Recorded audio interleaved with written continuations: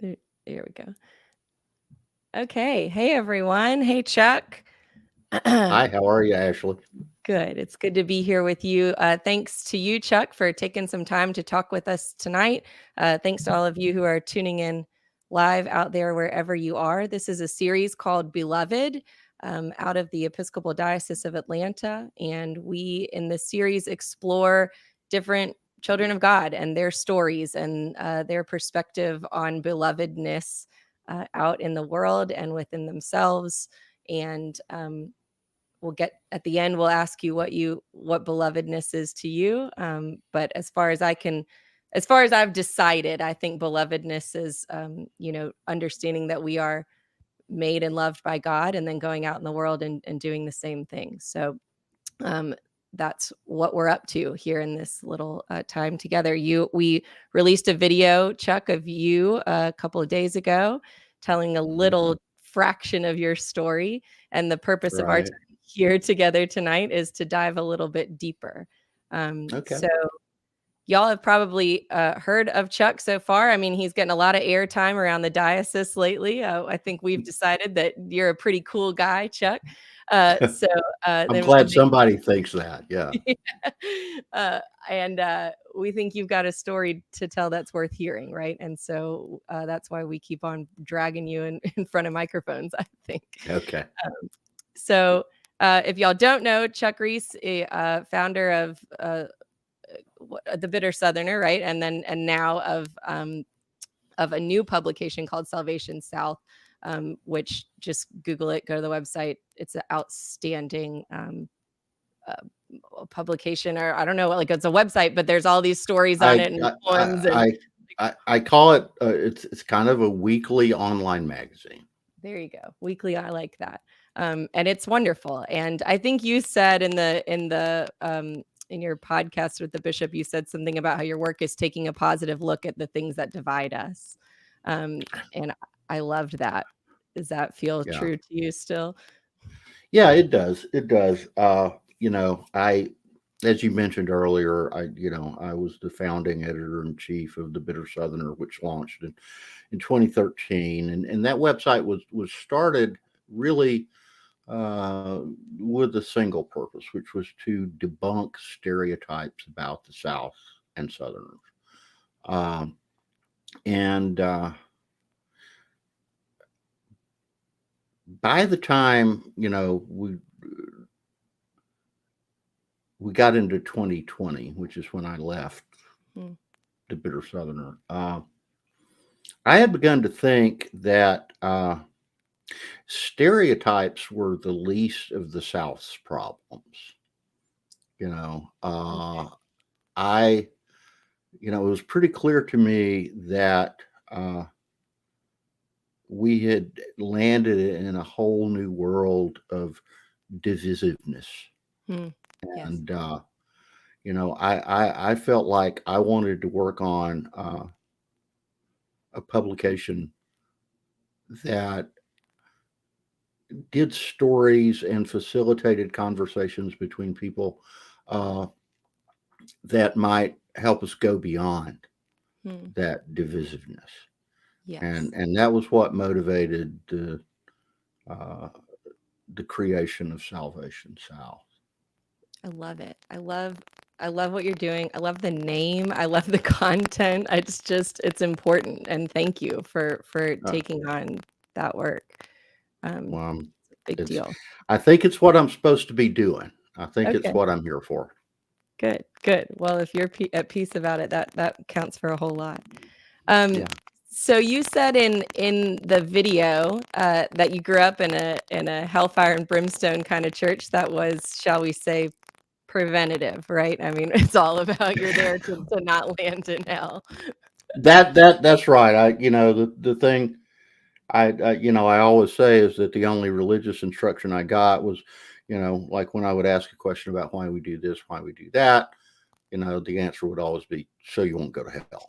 And I, the thing that amazed me, well, I probably should back up a little bit, and after hanging with that through high school, and don't get me wrong, I mean there were things about the church that I grew up in that I loved, particularly the music. The music was, you know, we were a white church, but most of the songs that we sing are in the Lift Every Voice and Sing Uh, hymnal. yep. So the music was really soulful. I grew up playing piano in that church, but the doctrine was stuff that I just had a really difficult time with. And by the time I left my hometown for college, I basically swore off organized religion and stayed, gone from it for, you know, a really long time, more than 40 years. And But you're back. yeah, I came back. What happened was, you know, both my wife and I grew up Baptist, and when she was in her 30s, she had converted to the Episcopal Church, and we have been together. We've been married for uh, about pushing 8 years. We're about 7.5 years into this adventure, and we've been together for a little closer to 11 or 12 years. And you know, sometimes we would go to church together, and I was, I was kind of attracted to the Episcopal Church because no one yelled at me, and I liked that. And but anyway, in 2018, uh, early in that year, uh, Jeff Sessions, who was then the Attorney General of the United States, announced what he called the zero tolerance policy, Mm, which was the immigration policy that resulted in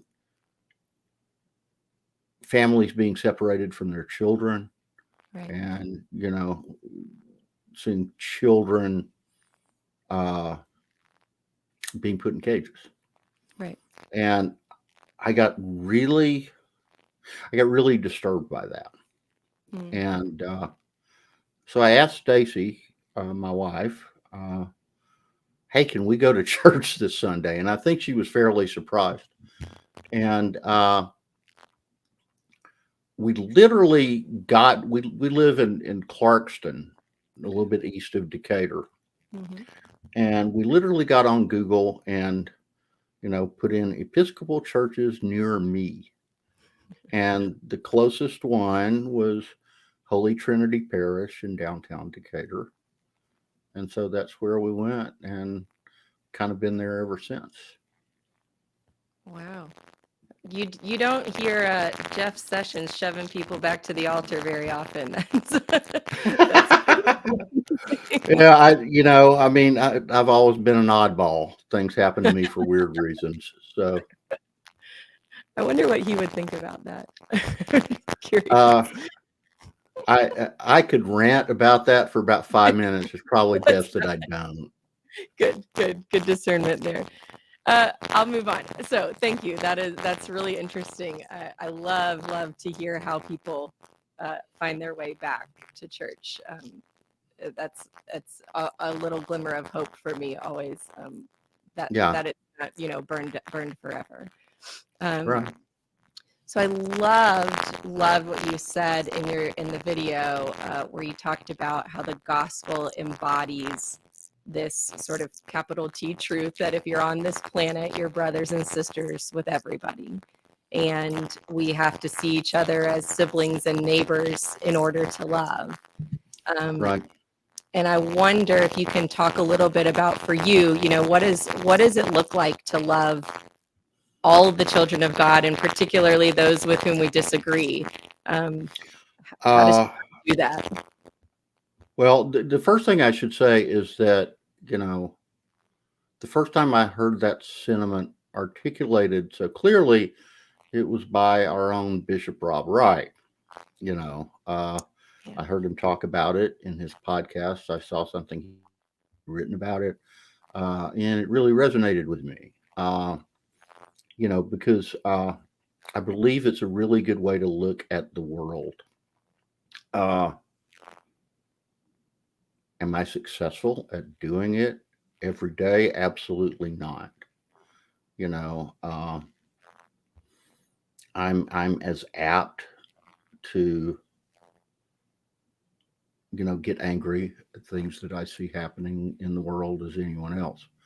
But I one of the things that has become clear to me as I've gotten older is that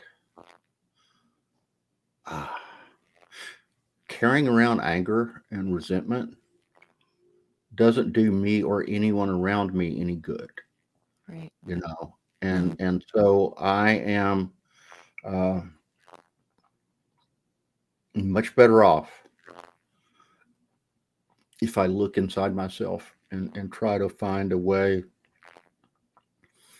to forgive Mm. people Mhm. in my own heart. And I and as I've tried to practice that, uh, I have I think I have gotten better at just letting people be who they Mm. are. I have the power because I'm pretty good at communicating with people to attempt to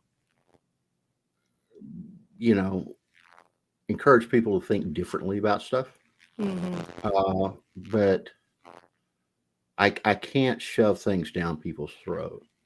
Right. And I think a lot of where we've gotten off track is because the media marketplace is such that it thrives financially on the attempt to shove certain ways of thinking down people's throats. Right. And it winds up dividing us. And it's wound up dividing the media marketplace until up to the point where it essentially feels like we're dealing with two sets of facts Right. that, you know, uh, aren't really facts. It used to be that we could all agree on what the facts were in the situation. Not so much Out the anymore. window. Yeah. Right. Well, that's beautiful. Thank you. I think that's spot on. I think we all get into that power struggle of trying to change each other's minds, and love just goes out the window. And Right. you know that's as far as the way I read the book, that's not what Jesus would do.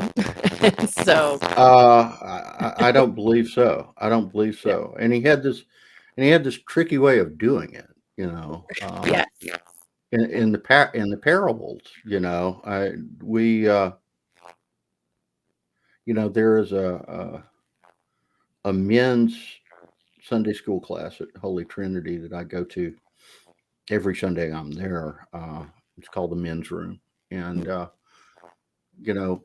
what we do is we take the, the gospel reading from the previous Sunday's lectionary and discuss it. Mm-hmm. Uh, and it is often it's often a passage that comes from one of the parables. Right. And, I would say that, you know, more often than not, we wind up reading through it and we go, well, I'm not sure exactly what that means, but the beauty comes in the discussion of it. Yeah. It's like, it prompts, it gives you things to think about that prompt discussion. Yeah. And I think if any group of people come into a discussion format that and they come into it with open minds and open hearts, Yeah. strange and often beautiful things happen. Amen to that. I find the parables so leveling because nobody knows what they mean. So we're all, our baseline is all of us. I have no idea. So let's just throw some noodles on the wall and see what sticks. Right. I think we probably have time for one more question before Easton kicks us out of here. But so we'll ask our big question. What, Chuck, does beloved mean to you?